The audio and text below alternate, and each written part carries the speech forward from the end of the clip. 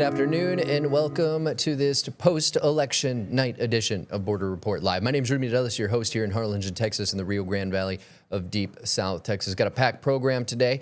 In just a little bit, our El Paso correspondent Julian Resendiz and our South Texas correspondent Sandra Sanchez will be joining me to talk about races in their respective areas of coverage here along the border. But as we just said, all eyes were on Texas last night for the midterm elections. The candidates included a seminarian, a Tejano singer, and at least two men accused of being unfaithful to their wives. News Nation's Xavier Walton has our top story. Drama certainly did not disappoint here in the Lone Star State. It was a late night, early morning, and the action is not over yet. Republican Senate candidates are heading for a runoff. Let's start with the Texas GOP. Let's start with incumbent Senator John Cornyn and Texas Attorney General Ken Paxton set to go head-to-head on May 26th.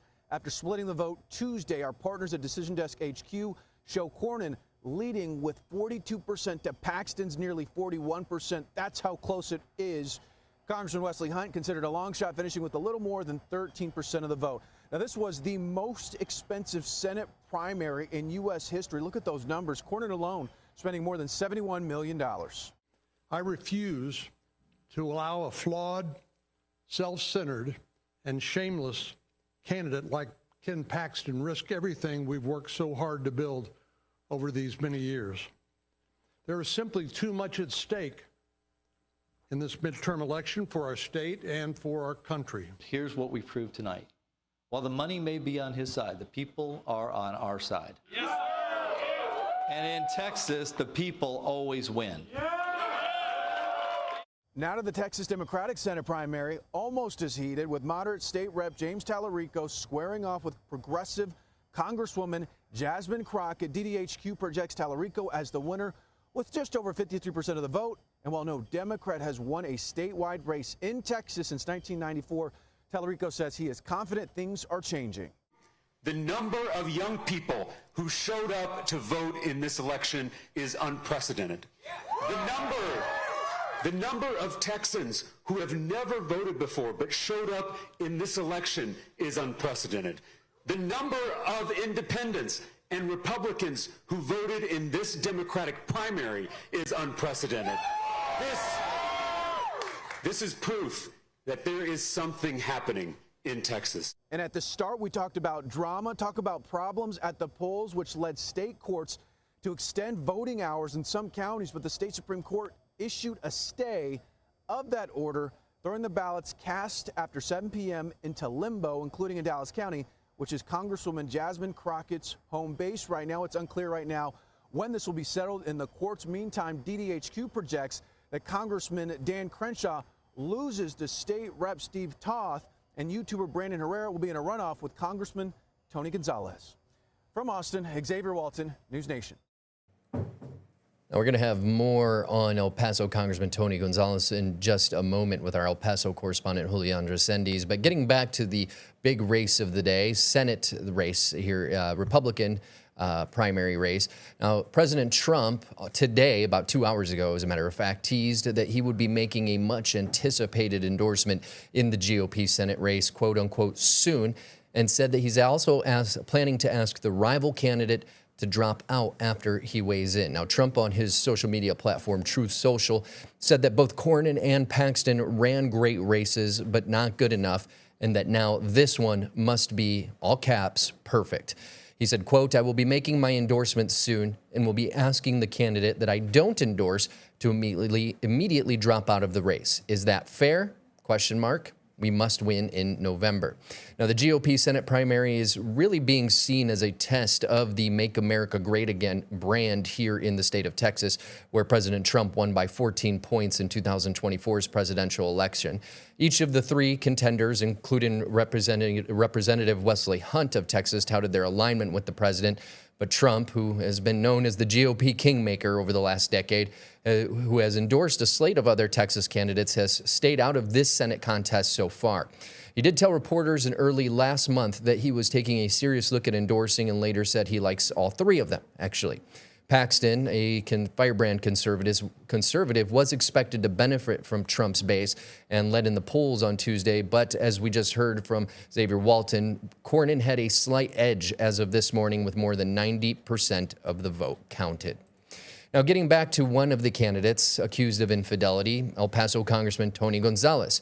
He wasn't the top vote getter, as you just heard, but he did manage to secure a runoff against YouTuber and gun manufacturer Brandon Herrera.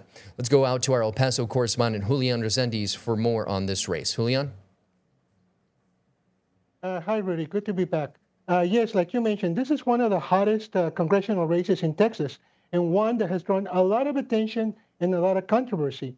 Mr. Gonzales, the incumbent, was hit with those allegations of infidelity in what I can only characterize as a tragedy for what happened to his female staffer, who ended up setting herself on fire and succumbing to her injuries. Now, even though the Court of Public Opinion has already come up with its own verdict on Mr. Gonzales continues to deny the allegations of any wrongdoing in this case.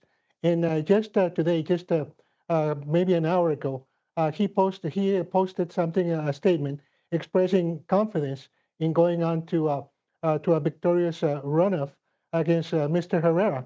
And I can tell you, Rudy, that the margin for the past election, primary election, in which these two candidates met, was razor thin. We're talking about less than 500 votes. Right now, in this primary, we're looking at a similar margin. Maybe the names have flipped, but it's still razor thin.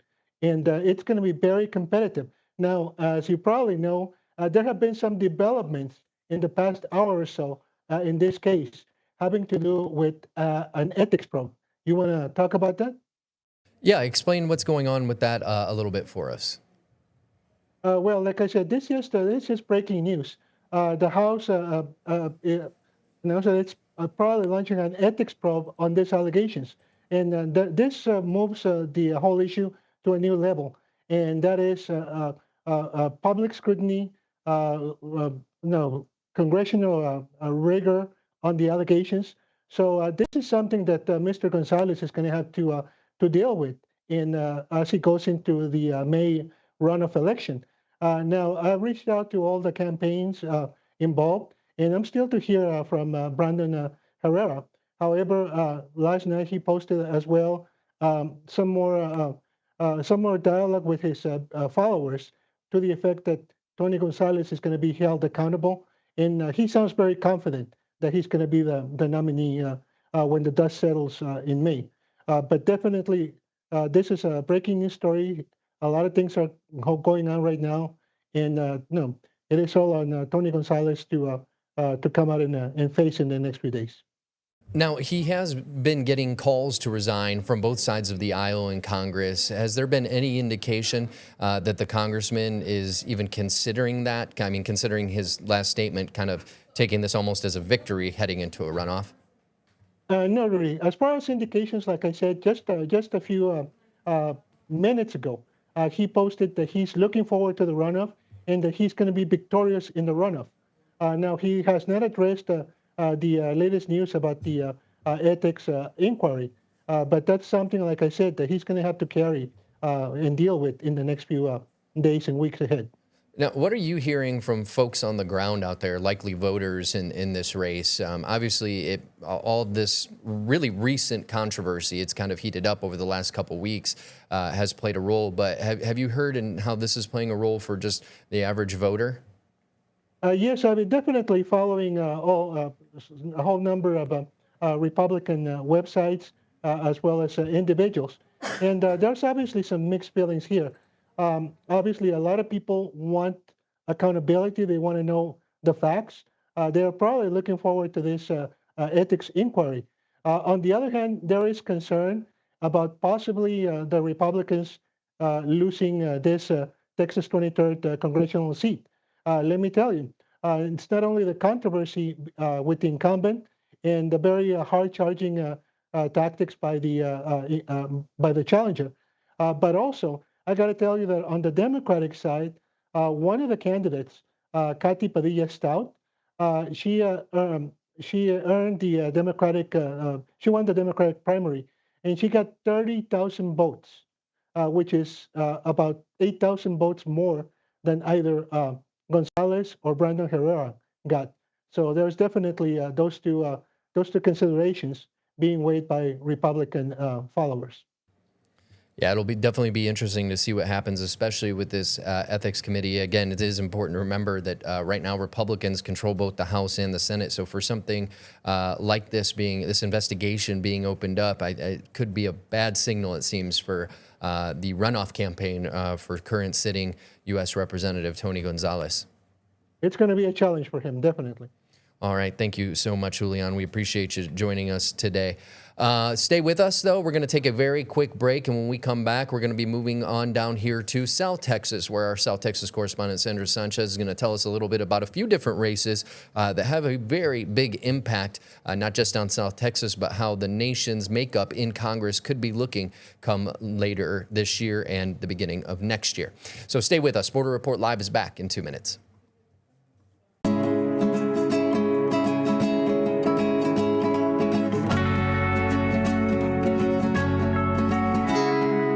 Welcome back to this edition of Border Report Live. Joining me now, in just a moment, joining me, South Texas correspondent Sandra Sanchez. But another big congressional race on the Texas border was District 15, right here in the Rio Grande Valley, in the southernmost part of the state. Republican Congresswoman Monica de la Cruz ran unopposed, but the Democratic candidates were Tejano singer Bobby Pulido and emergency physician Dr. Ada Cuellar. Now, Pulido had no trouble defeating Cuellar. He garnered nearly 37,000 votes, more than 2-1 on the ballots over his opponent. Our Sandra Sanchez was at the Pulido celebration party last night. Sandra, tell us a little bit about what the now nominee for the Democratic side of District 15 had to say. Right, Rudy. Two-time Latin Grammy winner Bobby Pulido, a very popular namesake here in South Texas, especially in Hidalgo County in this District 15, took the stage early. It was kind of a surprise to everyone. His crowd was raucous. There was about 500 people at his watch party.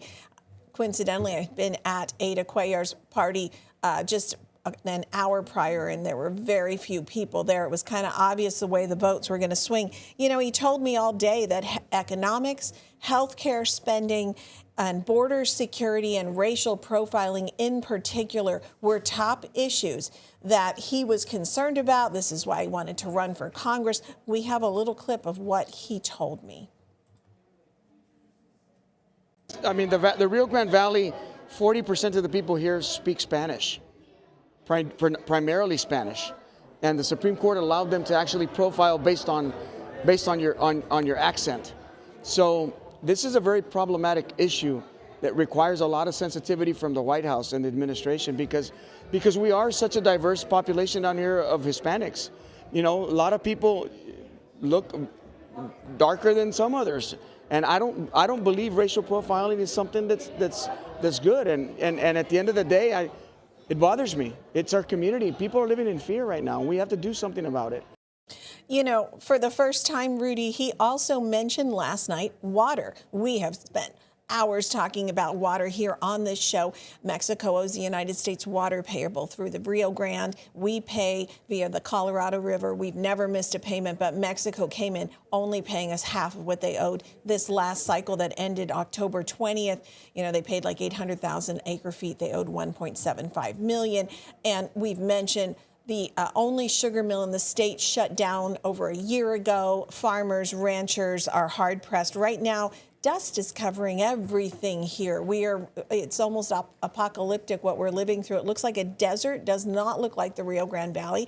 And he said, you know, this is going to be a big issue. Well, coincidentally, that is Republican Congresswoman Monica de la Cruz's big issue. She has submitted several bills in Congress that we've talked about. She has met with officials in Mexico. She has spoken to President Trump about this. And so it was very obvious that Pulido was switching gears to go from the Democratic primary to now I'm going to turn and I'm going to face Republican Monica de la Cruz. Just to reiterate, she had no opponent, like you said. She was elected in 2022, and she turned this seat red for the first time.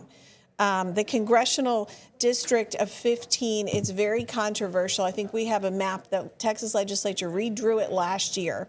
There are 11 counties in this district, 611,000 total voters.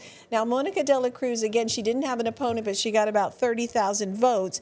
Bobby Pulido got almost 37,000 votes. And Democrats came out at almost 9%, where Republicans came out at just under 5% yesterday. So I think looking in November to the general, that Monica de la Cruz is going to have to fire up the Republicans, get them to come out. Earlier you mentioned Trump carried Texas by 14%. Well, he carried this district at 18%. So, you know, people are seeing this as a referendum and trying to get Democratic Latino voters more involved. And I think last night showed that it did.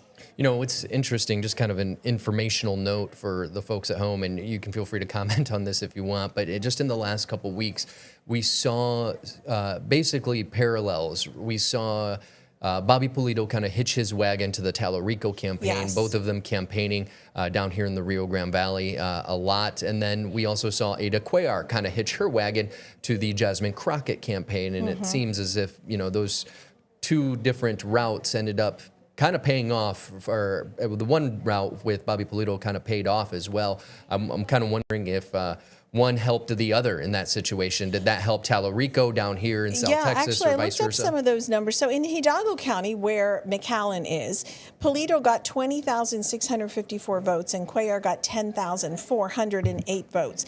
Now, looking at the Tallarico Crockett, Tallarico got 41,000 votes in Hidalgo County. 20,300 in Cameron County. Jasmine Crockett got 18,700 in Hidalgo County and 11,000 in Cameron County. Those are big numbers for this part of South Texas border. So, you know, lots of stuff we can just kind of, it's almost like sports reporting, just go down that rabbit hole and keep looking at this data. But we did have some other races that we wanted to mention. Yeah, I was going to ask you about the District 34 race. On the Republican side, there was a very clear winner, which is shocking because Eric Flores, it's a new name. Going back to what we were talking about, that Trump endorsement kind of being the gold standard for the Republican Party right now. He went up against a former Congresswoman that had won a special election, once a longtime congressman of the 34th District. Mayra Flores. Mayra Flores, she beat longtime incumbent, Filemon Vela, when he retired early. Right, she took his seat during the special election after he she retired. got that seat from June of 2022 to January 2023, so about 5 months. Yeah, and she had that Trump endorsement during that. He chose to endorse someone else. Tell us a bit about that race. Yeah, so Eric Flores, a former federal prosecutor, Army veteran, as you mentioned, got the Trump endorsement. He won 56% of the vote in District 34. Now, District 34 is a much smaller district. It used to include parts of Hidalgo County, but this whole redistricting changed things down here. So he doesn't live in District 34, which is interesting, which is Vicente Gonzales didn't live in District 34 when they changed the district on him either at first. And so, you know, he has kind of, people were saying, used Mayra Flores' name recognition, same last name. Mayra Flores, you know, she was in Congress for 5 months, and she ran a last time 2 years ago. She lost. She lost again, you know, and she's not been known to be a good loser. She tends to post things on social media, very angry. She's been a bit quiet today about it, but you know, I wonder if it's over for her, if she's going to finally give up this. Now, Eric Flores is going to face Vicente Gonzales. He used to be the congressman for District 15. He's been in District 34, and he got a good percentage of the vote. He won with 62% or 35,000 votes. So, yeah, you know, if the district, the way it was looking before we all said this, you know, it was questionable whether he could have gone up against Monica de la Cruz. And so, you know, she took District 15, turned it red, and now, you know, District 34 is clearly blue with Vicente Gonzales, but Eric Flores could change things. So, you know, I think the nation's watching. Everybody kept saying that last night. The nation is watching South Texas. Yeah, and going back to what you had just mentioned about Mayra Flores and her previous losses in that district and in that race, it's, again, I think when you lose once, you kind of lose the eye of President Trump a little bit. You kind of lose his grace. In this case, seeing Eric Flores getting that endorsement, I think that was huge right out the gate, and I don't think many people expected it. I know, going back to Flores versus Flores here, I don't think there was a big expectation, even with that Trump endorsement, though, that this was going to be an outright victory for Eric Flores. I think a lot of folks expected, I think a lot of folks thought this was going to be going into a runoff, a battle between the two Flores names, but in this case, you know, Eric Flores ended up taking it, so it just goes to show that, again, you know, the president kind of the kingmaker in a lot of ways still when it comes to the Republican Party in Texas. And as you mentioned at the top of the show, waiting to see who he endorses with regards to incumbent Senator Cornyn or the Attorney General of Texas, Ken Paxton, who are now in a runoff. And very much Trump could put his thumb on it and change that race right there. And really quick, because we are running out of time a little bit, but I did want to talk about the 28th Congressional District, Henry Cuellar, who we've had on the program several times to talk about a whole myriad of different issues. How did that race go? Well, so his district, 28, now includes a sliver of Hidalgo County, and he won with 58% of the vote. He got 9,500 votes in Hidalgo County. And this used to be a big stronghold of his years ago in Starr County, but you know, they took Hidalgo County out of his district the last time, and now it's back, and he won very easily. He got 15,000 votes in his hometown in Webb County. His biggest challenger was out there, got about 12,000 votes, but he really showed well this far east. So. And he's going to be going up against, it looks like Republican Tano Tijerina. Tano Tijerina is the Webb County judge out there, and who at one point was a Democrat.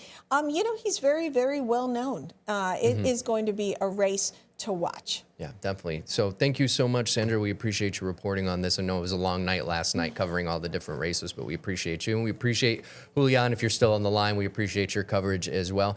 Stay with us. Got a couple more headlines when we come back. We'll Report Live is back in 2 minutes.